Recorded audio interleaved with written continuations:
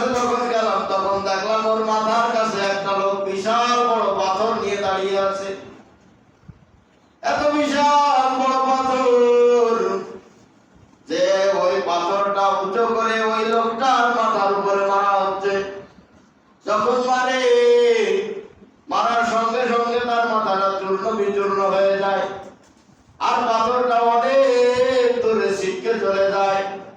রাসূল পাক সাল্লাল্লাহু আলাইহি ওয়াসাল্লাম বলেন, ও সাহাবায়ে কেরাম, আমি দেখলাম যে পাথরটা বারবার মারতেছে, আবার দূরে চলে যাচ্ছে, আবার নিয়ে আসতেছে।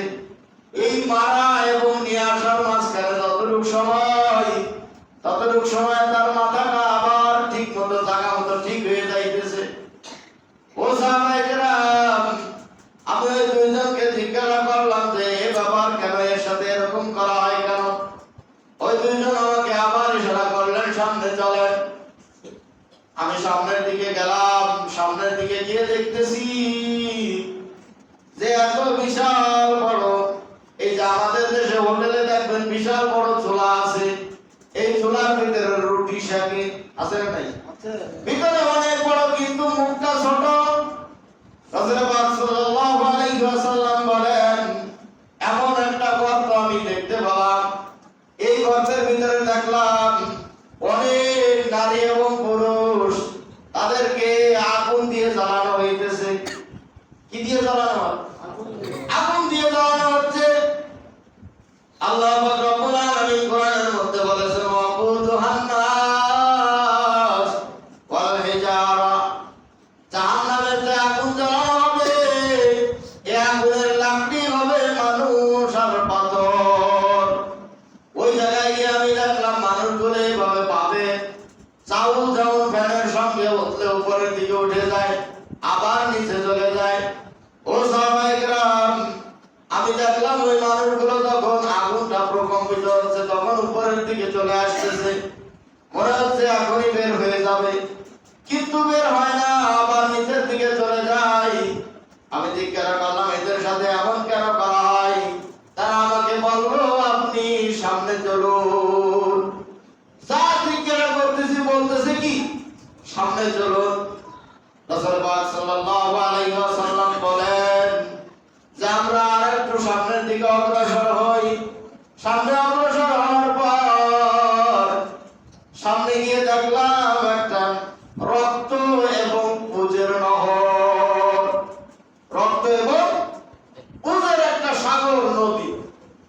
এই সাগরের ভিতরে একজন মানুষ দাঁড়ানো অবস্থায় আছে। যখনই সে ওই মাঝখান থেকে পাড়ে ওঠার জন্য আসে, কোথায়? মাঝখান থেকে পাড়ে ওঠার জন্য আসে, ওই পাড়ে একজন লোক দাঁড়ানো আছে, তার সামনে অনেক বড় বড় পাথর রাখা। রাসূল পাক সাল্লাল্লাহু আলাইহি ওয়াসাল্লাম বর্ণনা করতেছেন, যখনই ওই ব্যক্তি কিনারার কিছুটা কাছে চলে আসে, তখন পাড়ে দাঁড়ানো, কিনারায় দাঁড়ানো ব্যক্তিটি ওই পাথর তাকে নিক্ষেপ করে।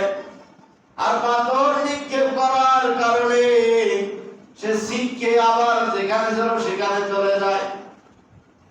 রাসূল পাক সাল্লাল্লাহু আলাইহি ওয়াসাল্লাম বলতেছেন, এরপরে আমি আর একটু সামনে গিয়ে তাদেরকে সবুজ একটা উদ্যানে আমাকে নিয়ে গেল।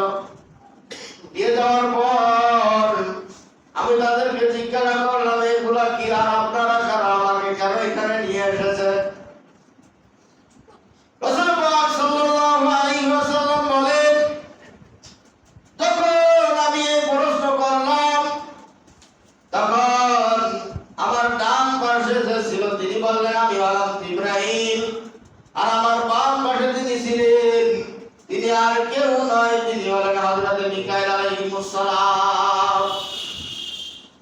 এরা দুইজন আমাকে নিয়ে গেছে। এরপরে বলা, ইয়া রাসূলুল্লাহ, ইয়া হাবিবাল্লাহ, আপনি যে প্রথমে দেখলেন যে একটা লোককে চিরে ফেলা হচ্ছে, ওই লোকটার এই শাস্তি হওয়ার একটাই মাত্র কারণ যে সে শুধু কথায় কথায় মিথ্যা কথা বলতো। কি বলতো? মিথ্যা কথা বলতো।